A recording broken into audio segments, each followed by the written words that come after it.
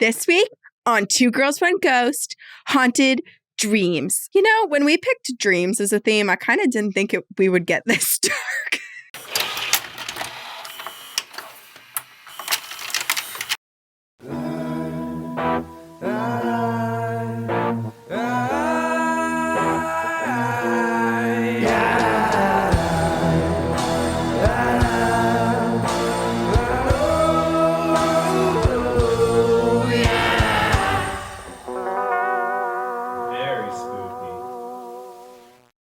Hello. Hey. This is...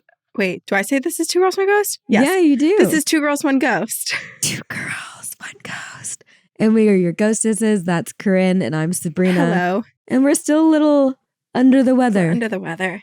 Yeah, brain's not working. We're very congested. So we're separated because we have two different illnesses. And how horrible would it be if we swapped them? Right. Let's just double dip, get super sick. Yeah, but build our immunity, truly. We can communicate afar. We've done that for many years.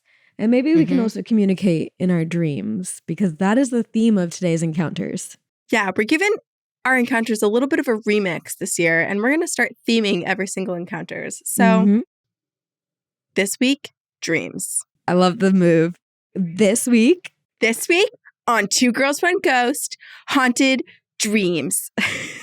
And do I have some good ones for you? Okay, I'm going to read one from our listener, Kathy, and it's called Exclusive, which I love. Like, we get the 411. I was mentally kidnapped by a Dreamwalker. Whoa, okay. I don't know why, but the wind outside is really loud and like the whole house kind of just shook. And I had this feeling that I was in a car and I wanted to buckle my seatbelt. That is so confusing. Are you sure it's not another earthquake? No, I think it's just the wind. Jeez. But also, like, why did I feel like I was in a car? I'm sick. But because you're sick and your readiness score was super low on your aura ring. So your brain is just like, oh, I'm shaking. I need safety. Buckle up. Buckle up for this ghost story. Hello, ghostesses. Longtime listener, your podcast makes my drive to work so much more enjoyable. This is going to be rough for me to get out, and I hope it makes sense. I have not shared this story with anyone because it's really embarrassing and unbelievable. But I know that you and your listeners will believe me. Yeah, we will. Always. I was in my late teens, 18 or 19 when this happened, and I'm now in my early 50s. So it feels like a lifetime ago, and I've definitely blocked out a lot of the details. But I'm going to share what I can remember. You can use names, because honestly, I'm not sure I'm even recalling them accurately. But I'll set the scene. I was a young, carefree blonde, full of energy, working 3 jobs, a Domino's, a grocery store, and a liquor store. But I didn't just work. I played hard too. I love this.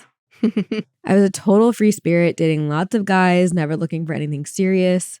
And one night when I was working at the liquor store, a couple of guys came in. One of them immediately gave me strange vibes. He locked eyes with me way too deeply and for way too long, especially for someone I did not know. And it felt like this silent warning. His smile was off too knowing, too intense. I don't even remember if he bought anything, but it really felt like he lingered in the store for far too long. Finally, when he left, he paused at the door, turned back at me, and said, "Sweet dreams." It sent a chill straight through me. Total creep. That is so creepy. I know. So I'm going to steal that. I'm going to steal that line to be creepy towards people who deserve to be creepy towards. That night, I had one of those usual unremarkable dreams. But then he appeared in it. And it felt completely wrong, like he didn't belong there. Like the dream just shifted, had been warped somehow. I didn't remember much beyond his presence, but it was enough to make me feel uneasy when I woke up. I chalked it up just to me feeling weird about the encounter I had earlier, and I tried to shake it off. But the next day, I had to work the day shift at the liquor store, and there he was, again. How he knew I would be there, I do not know. But this time he came in alone. Same creepy smile. He looked like he was in his early 30s, skinny with shaggy, dishwatered blonde hair that gave him an Iggy Pop vibe. Not good looking by any means. There was something very unsettling about him. He looked me dead in the eyes and asked, "How did you sleep last night? Did you have good dreams?" Well, I swear. This is fucked up. This is not fair. If this is an actual person and not some sort of entity, it's very unfair that this guy has this power because he's misusing it. Right. Think about all the amazing things you could do with this dream or with this power. Instead, you're being creepy towards this person who works at a liquor store. Like, leave them alone. Figure out the answers to what is life. Like, don't be a stalker and a creep in the dream world too. And how do you even combat this? You can't. I know. How do you report this? I turned white as a ghost when he said that. And that night, it happened again. He was there in my dream, this time touching me, this time whispering in my ear, invading my space, invading my mind. It felt like a violation, like he was forcing himself into my thoughts. And I was terrified. I didn't want to be near him anymore. The next day, I had a shift at Domino's. And when I arrived at work, they told us we were finally getting a new manager. I was relieved. That is, until they introduced him. His name was Scott. Great. No freaking way. The guy from the liquor store. It was him. Now this creeper from my dreams had a name. And to make matters worse, he was my new boss. Like, how? This is you. Like, this feels like you, doesn't it? It is. Like, the stalking happened for a long time before she was ever introduced to him. It's the paranormal version of you. Unless he's an actual person that just has the ability to kind of drift into the dream world. Okay, so then Kathy says the dream walking didn't stop. He would talk to me about things he'd seen in my dreams, things no one else could have known. So there was no denying it. He was there. And yet, strangely, I stopped feeling as creeped out by him. Yeah, because he's manipulating you. Yeah, this might be a little bit of Stockholm Syndrome. Jeez, You're spending a lot of time with him. The lines between dreams and reality were getting blurred. And before I knew it, I was dating this guy. I don't even know how it happened. I even started spending the night at his place sometimes. It was the strangest thing because this man was not my type at all. I was a young, attractive girl with no problem finding a guy, and I had zero interest in anything serious. Yet there I was, practically living with Scott. He was diabetic, vegetarian, and had the worst gas. Oh my God. I know that looks aren't all that, but like you literally called him ugly in the beginning. I know. So you weren't attracted to him. And he had the worst gas is hilarious to me. Oh my God. Jeez. Yeah, because he probably spends time in the underworld. Yeah, he's like falling apart. He'd drink too much and go into diabetic seizures, and I'd have to rush to get him sugar. But I didn't want to leave. It was like I was trapped. The guys I worked with started to notice, and they asked me what's going on. What's wrong with you, they would say. They knew me, and they knew this wasn't like me. And deep down, I knew it too. Something wasn't right. He's like possessing her. I'm so confused by this. This is the wildest story ever. And like, who the fuck? This is kind of almost giving me Rick vibes from episode 12. Right. Like, he's not all here. There's something else going on. He's part demon, yeah. So then a couple of girls reached out to me and they wanted to meet up at a restaurant to talk. When I arrived, they were there together and they told me that Scott had done the same thing to them. He'd entered their dreams, dated them, and used them for a while before moving on. I couldn't understand it at the time. They were different from me, right? They were the kind of girls he would easily manipulate, insecure, from broken homes, easy targets. Not me. How was I, the confident, free-spirited girl, an easy target? I felt horrible thinking that, but that's where my mind went. They told me that they had become obsessed with him and couldn't let go of him even after he left them, and it took them forever to break free. One of them had even trashed his car, and they wanted to help me get out of his grip. But at the time, I thought they were crazy, so I thanked them and I told them I'd be fine. But deep down, I wasn't so sure. I love that there's this like support group of girls who've band together and are trying. Like, this is a book. This is. And this is also reminding me of the listener story that we read probably like a year or two ago, where there was that demon who would feed on negative emotion and basically take away negative emotion. But it's making me think that this guy, Scott, is part demon and he's like feeding off of obsession and need. And like he has to have someone because that's how he lives and like continues to get to be in a human body. I hate him so much. Yeah. It's almost like the alien in the first Men in Black movie that like goes into the skin suit. Oh, like yeah. Clunky and going around. Like I picture him having all these needs and like trying to be human, but like he still has to find sustenance somehow. Okay. Kathy says, I'm not even sure what happened next, but I think I confronted Scott about the other girls. And of course, he denied everything and told me that they were just crazy.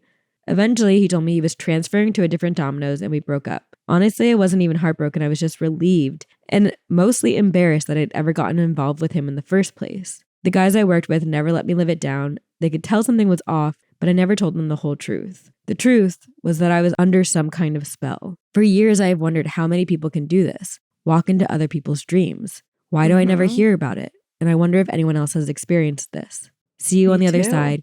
Kathy. Kathy. Holy shit. I mean, is he like an energy vampire or something? Like, I'm so confused by this. I mean, I've definitely heard of Dreamwalkers where like people can kind of go into dreams, which I've never met anyone. So if there are listeners out there who can do this, please tell us because that's sick. But please make sure I feel you're like using I've never heard it in this context. I've always heard it as like something good. Right. I mean, he's using it for bad. Right. And it's like for what? But like what's the end goal? Like is he just getting off on He's trying to possess people, like own. Yeah, scaring people, turning them into these obsessed creatures and then abandoning them? Like I'm confused what the goal is. I mean, it's just like a shitty guy who is using powers for shitty reasons. Or is he even human? I don't know. But Kathy, I'm so sorry. You have no reason to be embarrassed because this guy manipulated you, took advantage of you. Anyone who can access your dreams and just does it without your permission, listen, consent goes all types of ways. Mm-hmm. I think dreamwalking should be a consensual, yes, you're allowed to do this 100%. Situation. Yeah, I mean, it reminds me of my old coworker who, like, if she touched you, she could access like so much of your energy, your memories, traumas that you had. Like she was that so Raven, essentially. That's wild. But she was so careful to block off that part of her when she was like at work or around people, because she was so adamant about like not accidentally crossing anyone's boundary. And like this is such a huge thing too with this. But Sabrina, to your point, when you were like, if he's even human, I kept thinking like demon. But now you're making me think like, especially because Kathy said people were confused, but like so was she, because she was literally under some sort of spell. It felt like that. Right. What if he was some sort of like weird alien creature? You know, like I feel like we hear about that all the time where people are like, oh, the plebeians or like whatever are masquerading as humans. And you'll know that you are interacting with this type of alien or that type of alien because they fit these sort of molds. But it would make sense to me if it was some sort of alien creature, because we have been theorizing that oftentimes alien abductions aren't abductions of the physical body, it's the astral body.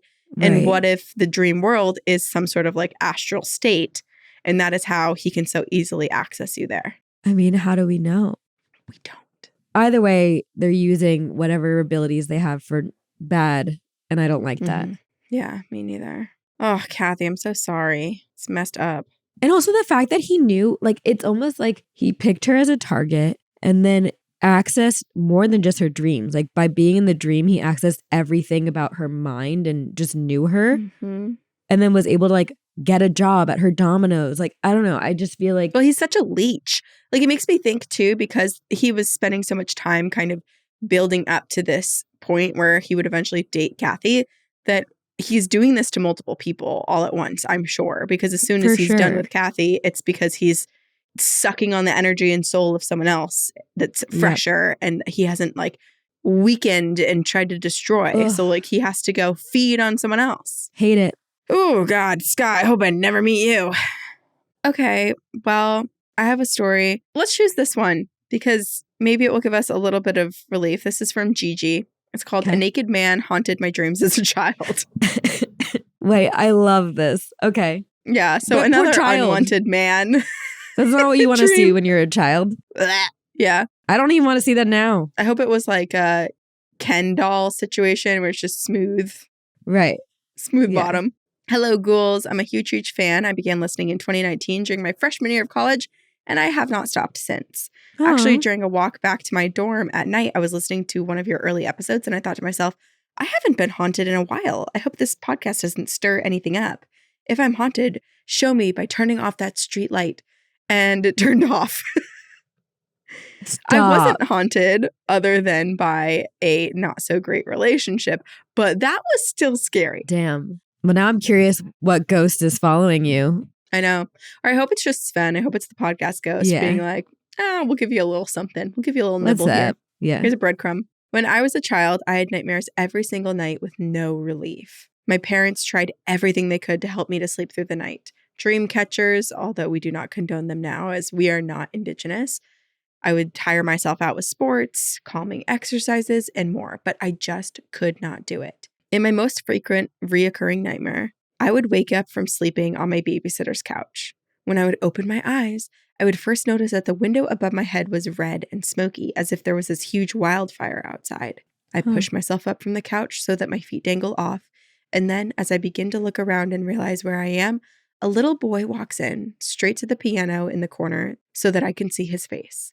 Nothing about him stands out. And no matter how hard I try, I just cannot remember what he looks like other than he has short brown hair and he looks maybe around the age of 10 years old. And I don't know how old I am in the dream. I don't look down at my hands or anything to see if I'm myself or if I'm someone else, but ultimately I feel like myself. When the boy sits at the piano, he begins to play Fur Elise. I don't know if I'm saying that right. I'm not a pianist or classical music connoisseur.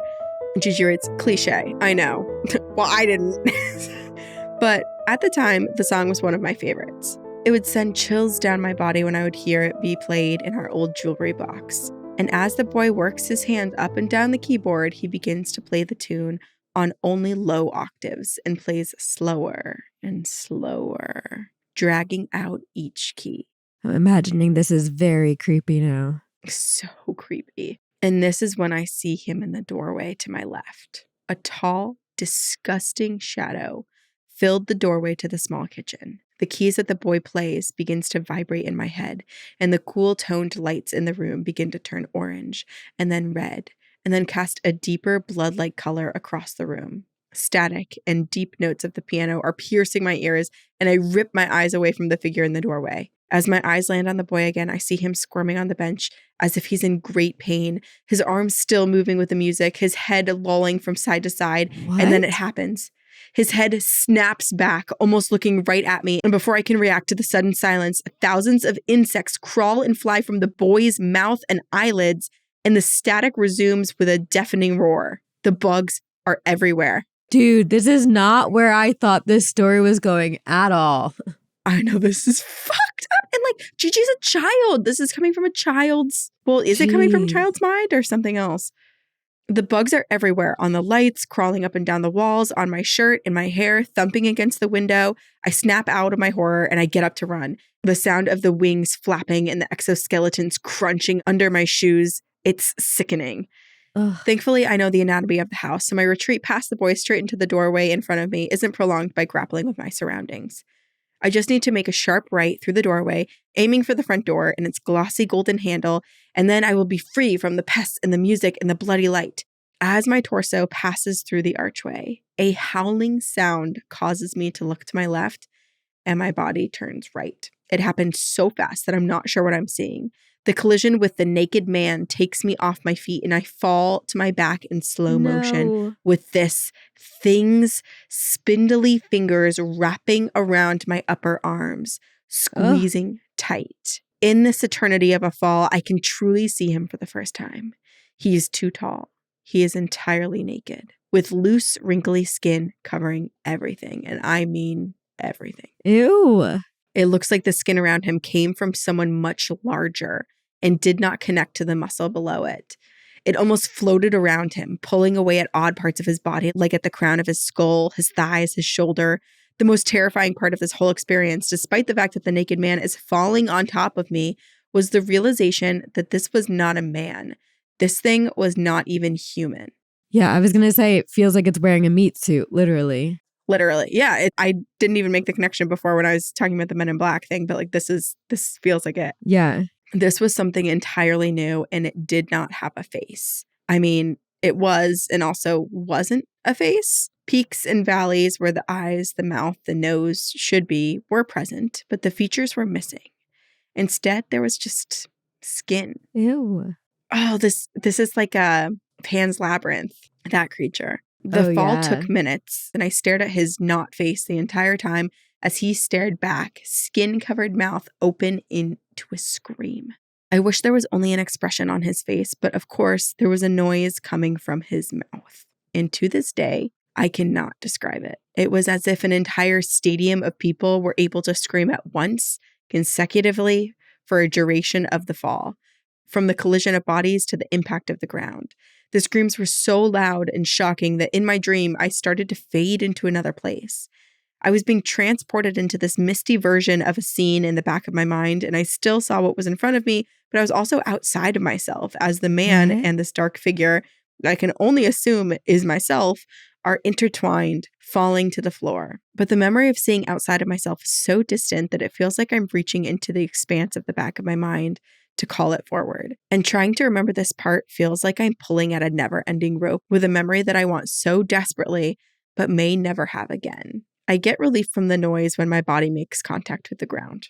As our bony bodies meet the linoleum-covered concrete, I see nothing but white light for a split second before I'm awake. Damn. I was going to say, like, when does she wake up? Because there's so many moments in this dream that you would think would trigger you to wake up. Right. Damn. And let's also remember she's a child. It's terrifying. The contrast between my dream's white ending and my bedroom's darkness makes my heart race further. And when I wake up, my throat and my ears are always feeling strained, making it difficult to call out for my family. Something always tells me not to move, not to get out of bed. It's like electricity going through my bones telling me he's still watching. And if he sees that I'm awake, something awful will happen. Now he's real and he's waiting for me to make a move. I wish that this was the last time that I would have seen him, but he has followed me for long after our first contact. Great. I had the nightmare regularly, sometimes without being transported to that misty place outside of my body, and sometimes without the man, just the boy and the bugs chasing me out of the house and into the smoke before waking myself up. On the nights that I had these dreams, I woke up facing my bedroom door.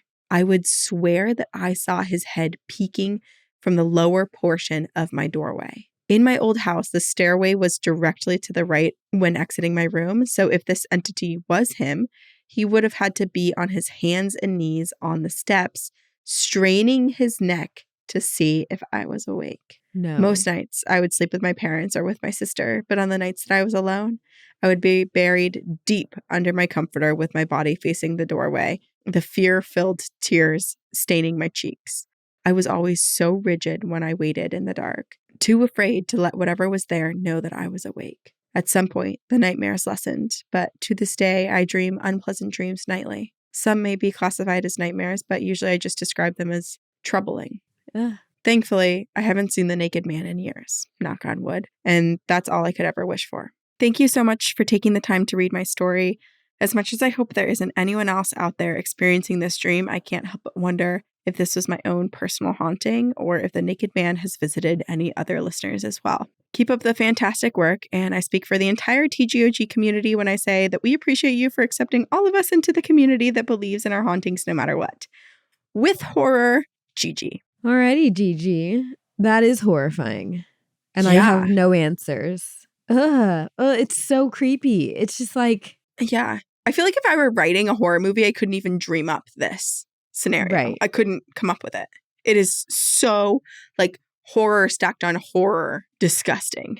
Who is this little boy? And why is his neck snapping and bugs flying out of his mouth? And, like, what is this house? I know. It makes me sad. Like, is the little boy someone who's, like, trapped by this old man, demon, weird entity creature?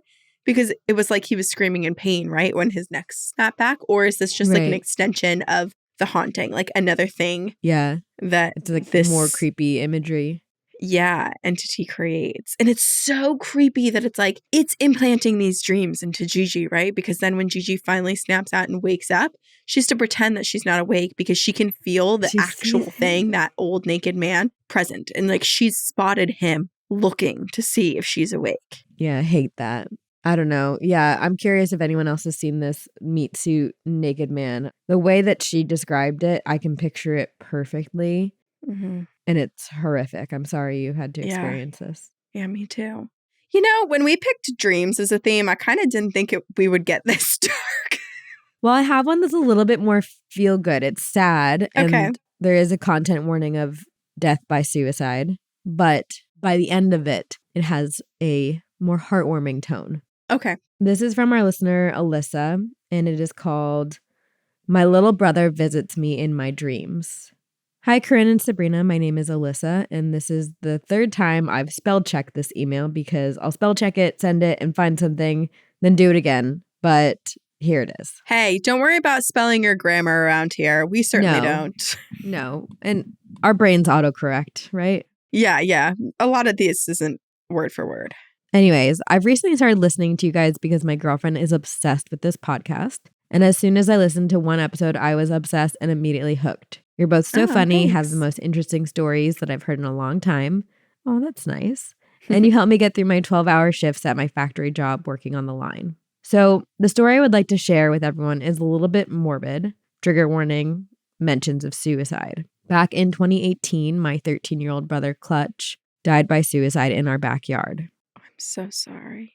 Our parents are divorced and have been since I was 5. We were living with my dad at the time, meaning that this was my father's house. I was 16 then, and I didn't have much time to focus on my own grief because my parents were feeling so much shame and guilt over the loss.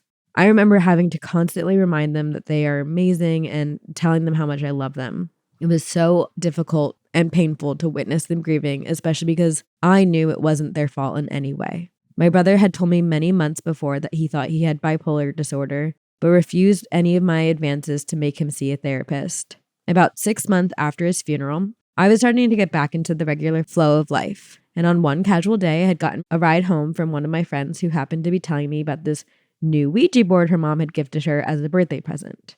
And I really wanted some answers. And I really wanted to contact my brother so that I could get some peace of mind. Yeah, I understand that. And more importantly, some closure.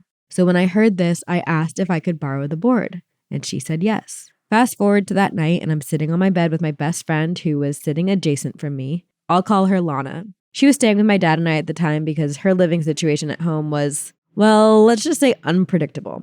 So in between us was the board, the planchette, a jar of ashes, my brother's pocket knife, his favorite video game, a few candles, and a photo album that contained pictures of all 13 years of his life. Lana explained the rules of the Ouija to me before we began, and I've always been kind of spooked about the paranormal, so I made sure to really listen to her. We addressed the board, said our hello, and started summoning my brother. We sat in silence for a long time waiting for the planchette to move, and eventually it did. Me, being very skeptical, stared at Lana, making sure that she wasn't moving it. And the reassurance she gave me was just enough to let my doubts go momentarily. So I asked, is there anyone here with us who recently passed away? We waited a couple minutes and asked the same question. Eventually, the planchette moved to yes. After checking Lana's expression for any signs of foul play and finding none, I asked if it was my brother, and I said his name out loud a few times. It then moved to yes again. But I still wasn't sure, so I just said, hi, I miss you. And very, very slowly, the planchette moved to spell out the word sorry. Oh. At this point, I was convinced that it was him and that we had contacted him, so I told him that my mom and dad really miss him. It was difficult to watch my mother and father go through that type of grief, so I wanted him to know. To my surprise, the planchette started to move a lot quicker over the letters, and I was able to read, I know, followed by the number 10 and then 38, which is what the autopsy predicted was his time of death, 10:38 p.m. At this point, I knew I had contacted my brother and started to relax a little. And I'm a very curious person, and I wanted to ask him questions about the afterlife. And I asked him where he was in the room, and he said, bed. I assumed that he just meant the urn that was right by my knee. And I also asked him what happens to you when you die. And this reply still puzzles me. He spelled out air, A-I-R. Of course, I asked him what he meant with air, and he just replied with yes. So I started asking him yes or no questions about heaven and hell, and the conversation went something like this. Are heaven and hell real? Yes. Are you in heaven? Yes. How are you talking to me if you are in heaven? He spelled out V-I-S-I-T. Visit. Are demons real? Yes. When you visit, can you see demons? Yes. Can you see one right now? Yes. After that, my heart sank. I tried asking more questions, but my brother seemingly ignored the rest. I got a couple of random sorries after that, and then the board went quiet. My best friend and I waited a while, and eventually Lana got bored, and I was so shocked when Lana hopped up, suddenly taking her hands off the planchette and said, I'm going to go get some ice cream. I immediately panicked and told her that she couldn't take her fingers off without saying goodbye. Yeah. And she yelled back, telling me that it was fine, just keep your fingers on. Now, I'm scared. What the heck? I know. How rude, Lana. Oh my God. So now I'm scared. I've always been spooked by the paranormal, but I listened to her. I kept both of my hands on the planchette. And after waiting a while for her to dish out ice cream, I decided to talk to the board. Alone, in my room, I asked, are you still here? A few seconds went by and I felt the piece start to move. My heart skipped a multitude of beats and I begged Lana to hurry up, shouting at her from my spot on the bed. I don't know why, but I had the strongest sensation that this was not my brother anymore. So I asked, is this Clutch? The planchette moved to no. At this point, Lana was back in the room holding 2 bowls of ice cream watching me ask the board, well then, who are you? The planchette started to move and spell out a name, and I saw Alana's jaw drop in the corner of my eye. We both watched as the planchette spelled out the letters Gaba. Gaba? I said out loud. Big mistake. The planchette started maneuvering all over the board, creating an infinity sign type of shape and repeating it. It started to slowly speed up, recreating the shape over and over. My best friend, being a true creepypasta junkie, immediately reached her hands out, put her fingers next to mine on the planchette, and forced us to both say goodbye. That same night, we took the board back to our mutual friend and told her that we had contacted my brother, thanked her, and said nothing else. We didn't want to scare her with the mentions of a possible demon that we had made contact with. Yeah. Or I guess I should say I made contact with. It's like, here's your birthday board. Thanks for letting us borrow Yeah, it. thank you. By the way, there's a demon after the board. Right. When I went to sleep that night, I started having night terrors, which isn't new for me. And I had been dealing with bad dreams ever since my brother's death, so I didn't think anything of it. But this time, something really, really strange happened. In my dream, I was in an abandoned building, which is how most of my dreams start. But this one was darker. And then there was something very sinister and disturbing about this building. Maybe it was like a mental hospital or an old school that was abandoned. I'm not sure. But I do remember that in my dream, I was exploring each room down this long, dark hallway. And towards the end of the hallway was a closed door. I could clearly see the fluorescent light was on because the light was shining in through the crack at the bottom of the door. I reached my hand out to the door, and I remember thinking how much I really wanted to go in this room, the only room that was lit in this entire spooky building. Right before I could reach the handle, another hand reached out and grabbed mine. I jump, and I turn around as fast as I can, only to see my little brother holding my hand, staring at me with worried eyes, shaking his head saying, "No, don't go into that door."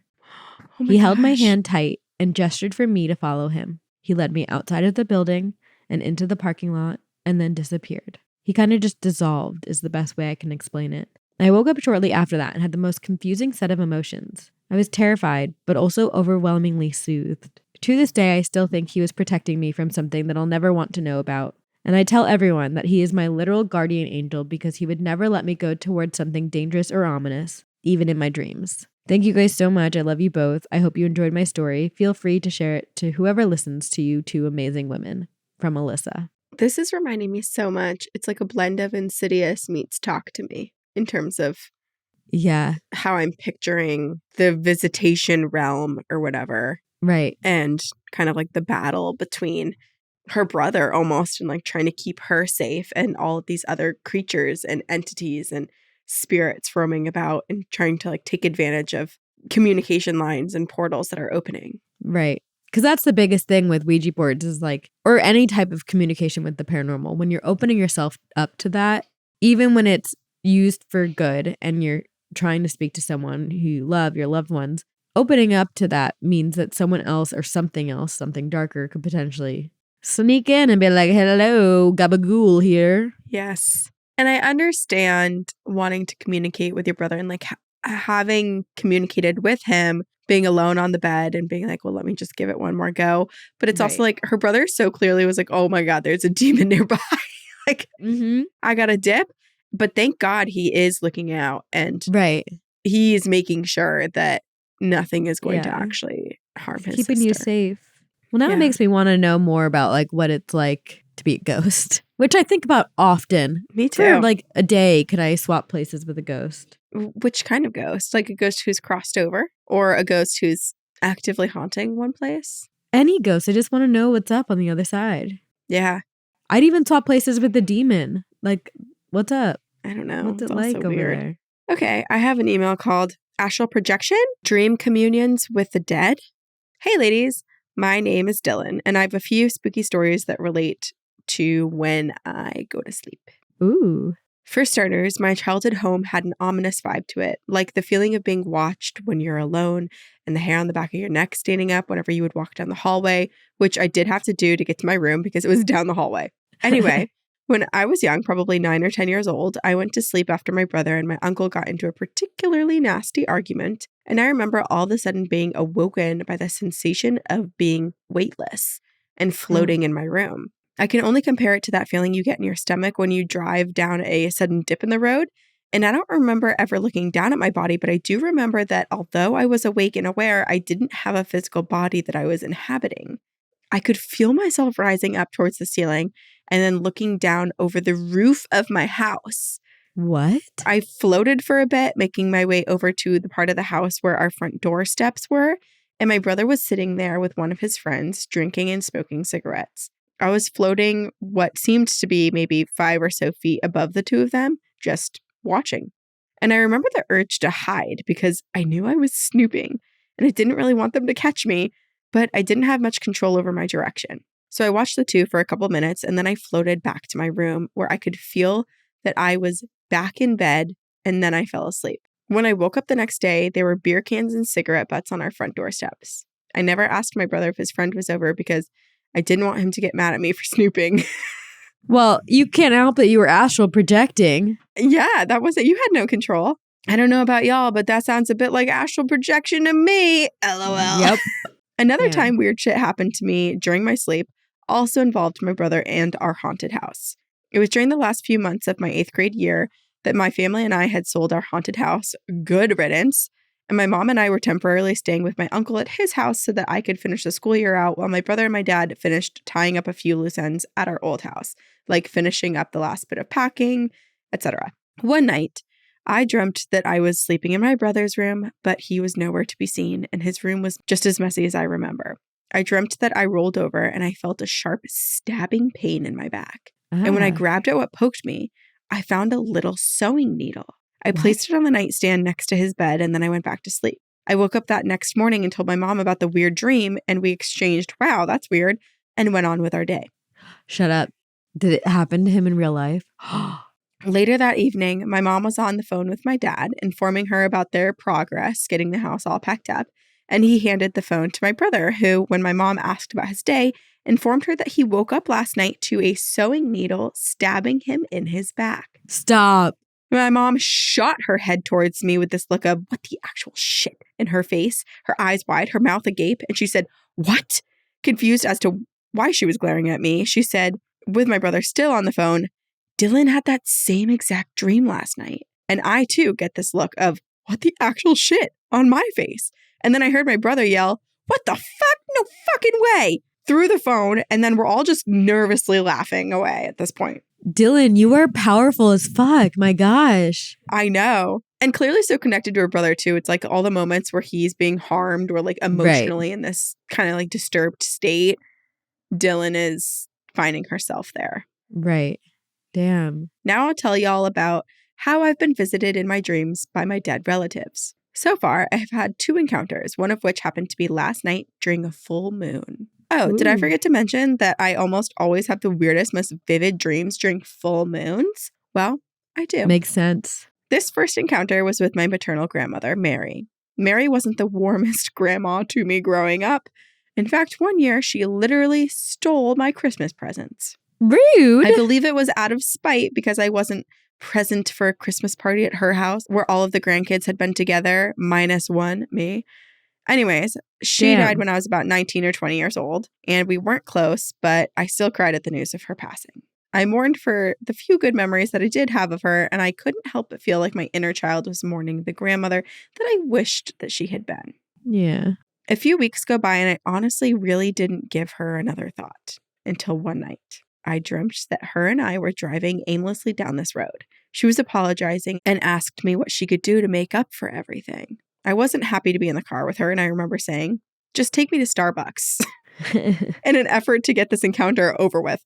So I searched for Starbucks on my phone's GPS. We followed the directions, and we get to the destination, and the Starbucks was not there. So Mary was very flustered as we drove to another Starbucks a little further away, and again, we pulled up the GPS to see where it could be. We get there, and there's no Starbucks. And this happens a few more times during the dream, each absent Starbucks sending Mary into this deeper and deeper panic. And we were parked in this empty lot of the final Starbucks that we tried to track down, and Mary sat beside me, crying, telling me she was so sorry that she couldn't make it up to me. Oh. I don't remember saying anything to her. I only watched her cry, and in the next moment, I was awake, and I felt fucking odd. Like, even the air in my room felt heavy. I think my grandma Mary visited me and tried to show me a kind gesture in an attempt to make up for her actions, but I haven't had a dream of her since. Oh. Last but not least, my most recent dream encounter. My Aunt Wendy passed away a couple years ago. And unlike Mary, Wendy was the sweetest and most inviting human I have ever had the privilege of knowing. Being loved by Wendy was a gift. She made everyone feel like a part of the family. And anyway, I thought about her from time to time over the years, and last night, she appeared in my dream. And in this dream, I was walking in a rough neighborhood that I used to live in, and I remember that in my dream, I was just going through it. I had no car. I was broke. I was anxious. I was overwhelmed. I had just broken down on the sidewalk, just sitting there sobbing. When I look up in between my cries and snot bubbles, yes, I ugly cry in my dream state and in real life, LOL. And I saw my Aunt Wendy with a look of concern on her face. Aww. So I looked up to her with her warm eyes and I cried about everything that was going wrong. I cried and I pled, "What do I do?" And Wendy said, "Don't worry, I'll help you. I'll call you." And right as she said, "I'll call you," my alarm went off and I jolted awake. I honestly have been feeling overwhelmed lately, and I think my Aunt Wendy visited me to remind me that I'm not alone and that everything is going to work out. Yeah. Thank y'all for reading my stories. I love the pod. Wishing you blessings and continued success. Love, Dylan. Wow. I mean, Dylan, you clearly have quite the connection to your family members and to the astral dream world. But it does make me think that despite not having a great relationship with Mary in life, she's still watching over you and she's determined to make it up to you. Like maybe she's seen the wrong of her ways. And then you have Wendy. You have like a badass, strong guardianship on the other side. Truly. It does make me feel a bit bad for Mary. Like I do wonder if there was just like deep regret, or if this is kind of like one of those things where she has to make up with the people who she wronged in order to be able to move on. It's a lesson that she'll have to learn in the next life, I guess, too. Because that's always so fascinating to me is like you live a life, I believe, there's lessons that you didn't learn in your past life that you have to learn in this current life. Mm-hmm. And that's your focus. I'm like vaguely remembering. Remember the other day, Sabrina, when I was like, I have a ghost story to tell you, and then I couldn't remember it? Yeah. And now I'm like vaguely remembering it. And it was a dream. It was this like really intense dream that didn't feel like a dream. It felt like a life that I was living in an alternate universe, like another version of me. When did you and have I can't this remember dream? It was a few days ago. Oh, shit. But in the dream, it was about like Noah and me being in this like predicament that was almost like a near-death experience. And I can't remember exactly what it was, but that I felt kind of like this overwhelming presence and like the image of my Uncle Dicky popping into my mind again. Oh. And then like the next day when I was talking to my relatives in the dream, talking to my relatives about like how scary what it was, like what was being experienced, they were like, we always feel his presence. But for like an hour of time the other day, we didn't feel him at all. And so we were concerned because we thought he left. And it was like synced up with when I was being saved. So, I mean, it was all a dream and it like didn't actually happen in this realm. I feel like your Uncle Dicky has made himself known to you and to Noah. And I feel like he's been showing up a lot more. He really has. And he was not the one that I thought was going to come through. But I think he might have his eyes on Noah. He's claiming Noah as his little guardian baby. Yeah, I think he is. Oh, which that's so I hope that Noah gets to spend time with him, because if that's the case, Noah's going to be friggin' hilarious. Oh, so cute. I'll let you know if he has Uncle Dicky's sense of humor.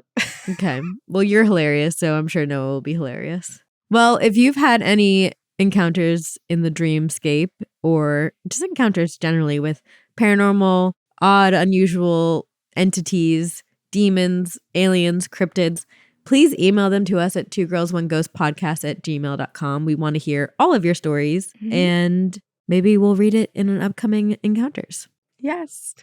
Tell everybody about the podcast. This is how we get all of these cool stories. And you can also check us out on Patreon if you want bonus episodes. Every single month, we put out a full-length additional episode only for Patreon. We also have campfire stories where we go live and bring you up onto a virtual stage to share your story personally, your voice, your face, not just an email. We have book club. We have really cool like one-off events and holiday cards and cool stuff over on Patreon. So go check that out. And rate and review us on iTunes or follow us on social media. We're Two Girls, One Ghost Podcast. You can find us everywhere. You can watch us on YouTube. Oh yeah, watch us on YouTube. Thank you so much to our editor and producer, Jamie Ryan. We are so grateful for you. And sorry we had so many coughs and sneezes this episode. We love you all. We do. And we will See you on the other other side. side.